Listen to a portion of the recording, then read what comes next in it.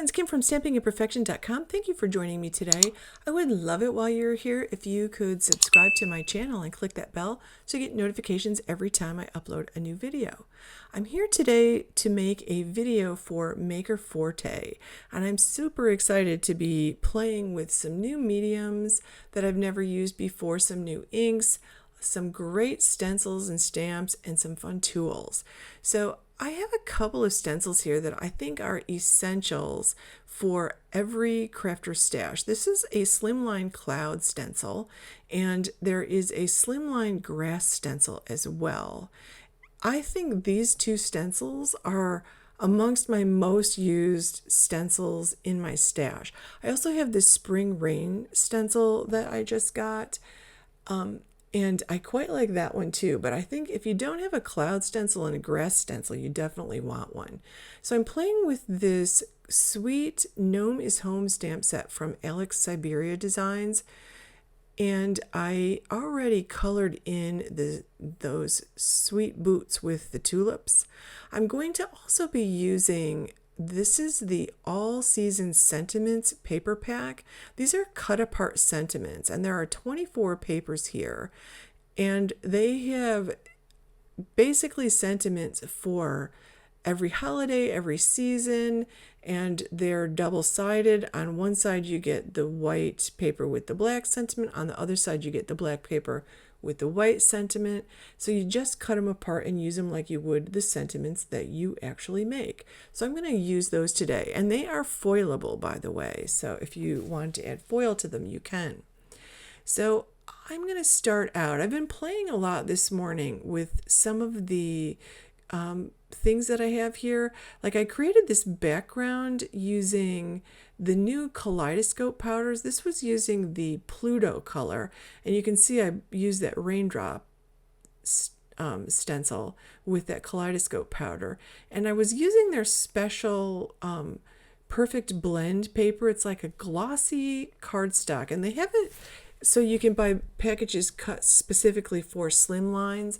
It does really blend the inks beautifully, and it takes that Kaleidoscope powder in an interesting way. But I didn't love the background that I made for the boots, so I'm going to use that background for something else. So I'm now going to create a background just for those boots. I'm going to use this cloud stencil, and I already, sitting on my desk, I already have these colors of Distress Oxides out. I'm using Distress Oxides because that is what I have. If you have distressed inks, go ahead and use those. Now, since this is a Slimline stencil, the ends of that are designed to fit on that Slimline paper, which is cut at 4x8. So I will just use the longer sides on the regular A2 side. This paper that I'm using is cut at 4 1/4 by 5 1/2.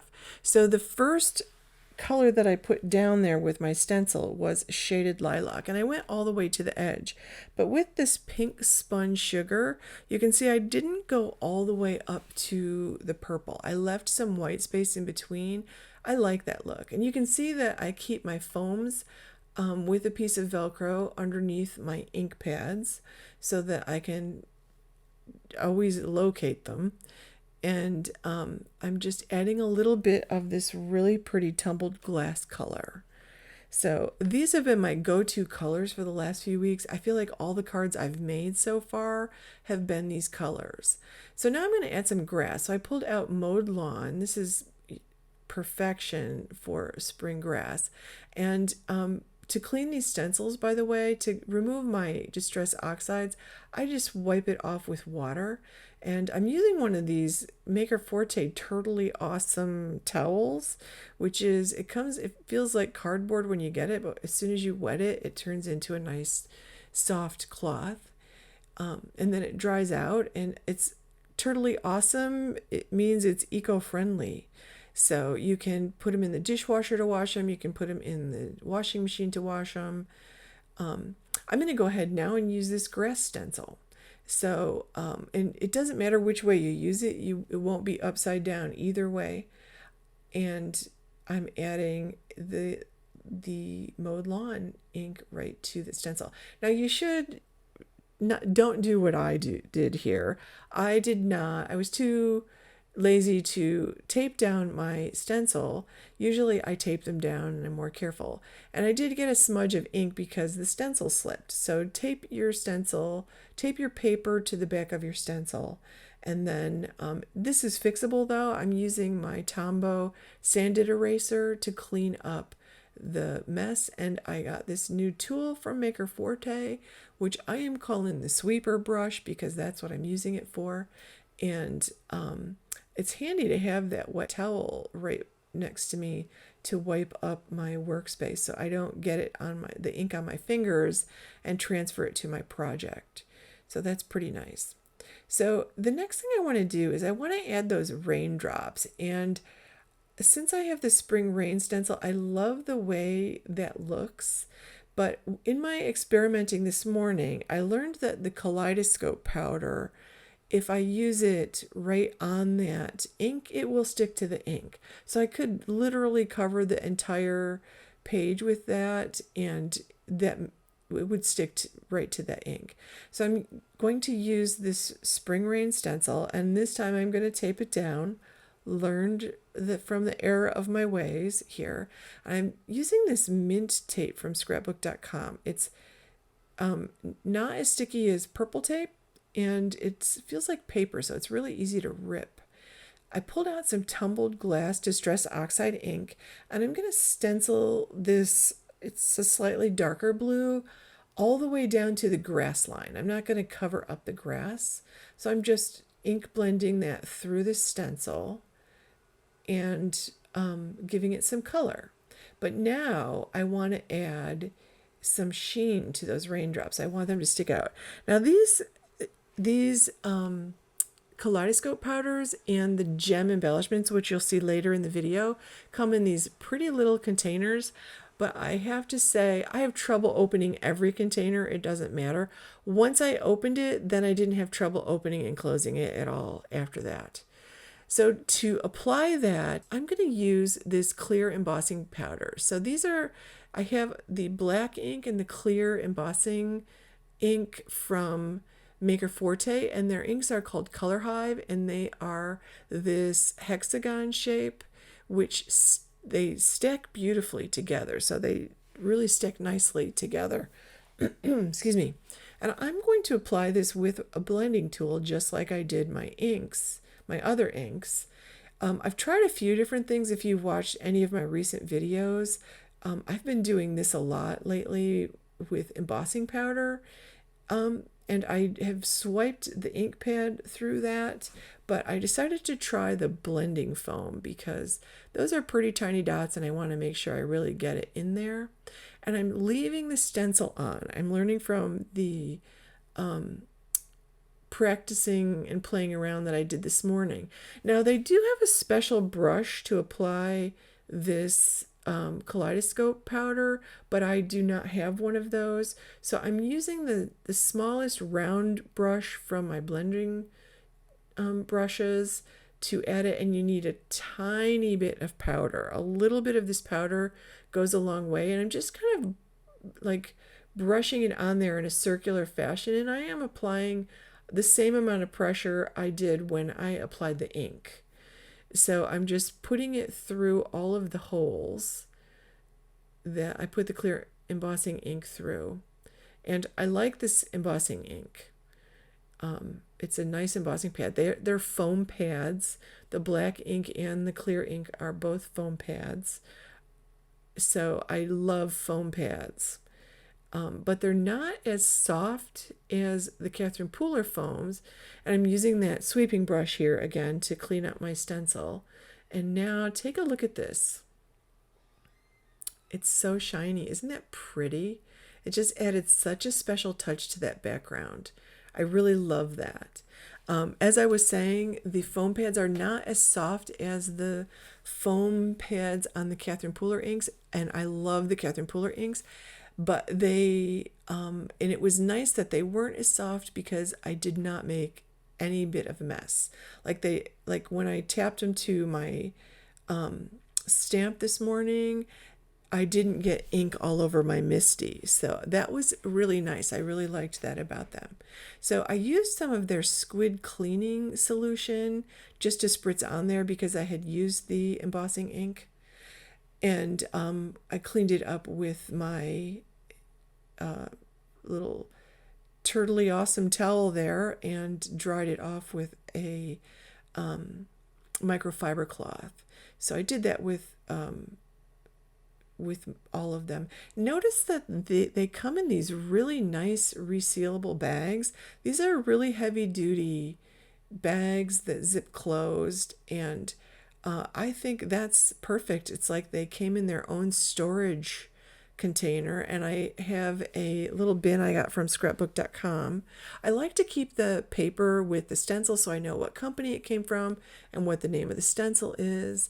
And I'm loving this Kaleidoscope powder. So I'm just going to add my sentiment and that piece I made this morning. And that was watercolored. I don't know if I said this, but I watercolored it with the Distress Oxides and added some pencil shading, colored pencil shading to it. So I've got my score buddy, and the score buddy does come with an embossing tool, which I never use because it's too fat. So I have an old Teflon bone folder. I've had this Teflon bone folder for at least 5 years, and the point isn't all that pointy, and the end that I use for scoring has some like dents in it now. So I got a new bone folder from Maker Forte, and I love this bone folder. It's nicely tapered on the back end, and that point is super pointy. Like, I love it. It's nice and thin, and it actually works beautifully with the score buddy. So my card base, by the way, is 4¼ by 11. I scored it, and I'm folding it at 5½, and you can see I get a beautiful score line there. So I'm going to cut this panel down, and I'm going to pull out the sentiment that I want because I need to cut that down. The sentiment I'm using is Learn to Dance in the Rain because I've got the raindrops on there, and these cut apart very nicely. So I'm just cutting, like, they're put in rows, so you can cut apart a row and then you can cut apart the two sentiments in the row. So I'll just trim that down a little bit, and that will be all ready to go. That is just as if I made that sentiment myself. And I decided to trim down my background panel to 4 by 5¼ because I want to add a little bit of colored cardstock. I got like a sampler set of cardstocks from Maker Forte, and it's nice heavyweight cardstock. And just looking through the colors that I have here, I know I'm using that dark purple. Let's face it, it's my favorite color. And I'm looking through them. Look at this gray and that cream have the most gorgeous sheen. So they have some pretty specialty papers there too. So that's actually really nice. Those will be for special cards. So, for special things. So I'm going to cut this. My background was 4 by 5¼ so this is going to be 4 1/8 by 5 3/8. So I'll have 1/8 of an inch on each side there. Actually, I'll have 1/16 of an inch on each side, but I'm just going to get a little peak of color around the edge of that. Now I'm going to just put this down with some liquid glue, and I'm using art glitter glue, and you need a tiny bit of this glue. And just fair warning, because I'm new to this glue, maybe this is a glue you use all the time. When you put this down, it is adhered forever. The moment you like push it down there, it's done. It's on. So you want to make sure it's straight before you push it. So I always open my card bases. This tip I got actually from Alexandra Stapleton Smith at Maker Forte and the Hedgehog Hollow. And she's right. It is easier to actually center your panel and to get it straight when your card base is open. I don't know why it is. She was right about that. So I'm going to add some foam to the back of the boots. And I die cut those boots out with my Brother Scan and Cut, which I love. Maker Forte does not sell coordinating dies, so you will fussy cut them or use your electric die cutting machine. And if you have an electric die cutting machine sitting on your shelf, definitely get it out and figure out how to cut these, cut your images, because my friends, it will save you so much money on die cuts, on the die sets when you cut them out. Like, it's amazing. So I decided I wanted to add a little purple around that sentiment. I was kind of wishing I had cut the black side with the white sentiment, because the white I didn't feel like was standing out enough. So I'm going to put that on a piece of that really pretty purple cardstock and cut that down. Now I have notice I used the Tombow glue for that, and it moved. The Tombow has some wiggle room, so I luckily saw that before, and I was able to just lift it up and move it so it's straight. This Fiskars cutter has a wire in it, which allows me to see exactly where I'm going to cut, so I can get the same amount of border all around the edge there just by looking at where that wire is relative to the edge of my paper. So I'm going to go ahead and put those boots down, and I decided to put those off to the side and add the sentiment a little above it on the left hand side.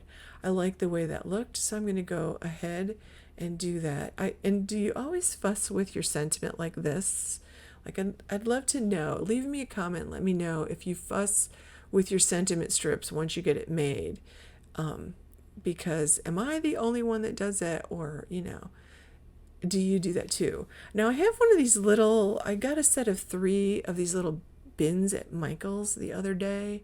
I've only been out to a store like 3 times in the last year, and I did run into Michael's the other day after a doctor's appointment, and I got 3 of these little bins, and one of them is being used for trash on my desk. It keeps my desk so much cleaner to have something like that. So I added the boots with foam so they have some nice dimension, and I'm adding the sentiment with my Tombow glue because I left my art glitter glue open and it clogged, so I have to get the pin out, which is easy enough to do. I'm just being lazy about it here.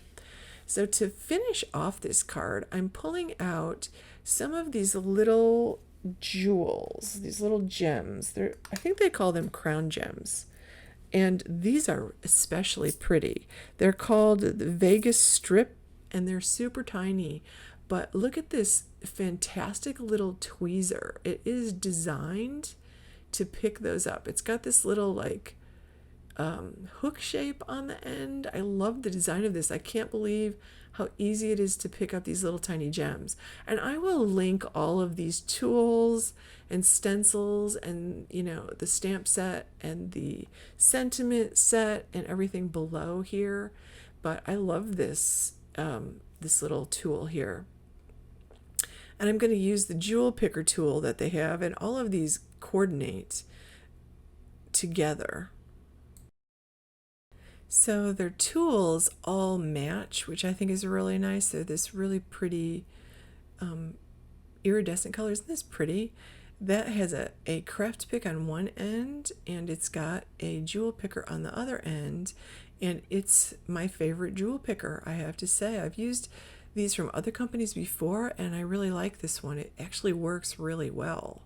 Apparently you can resharpen it with a pencil sharpener, or you can use your fingers and just roll it in your fingers and warm up the wax, and then shape it into a point. So I just added those jewels on there, and I always use 3. So I'm pulling out the pretty tools. You can see how they all match, and that nice bone folder. And again, those will all be linked below, and that's going to complete my card. So thank you so much for watching. Please make sure you give this video a thumbs up, and I would just be so delighted if you subscribe to my channel while you're here and click that bell to get those notifications every time I upload a new video. Thank you, my friends, for watching, and have a fantastic day.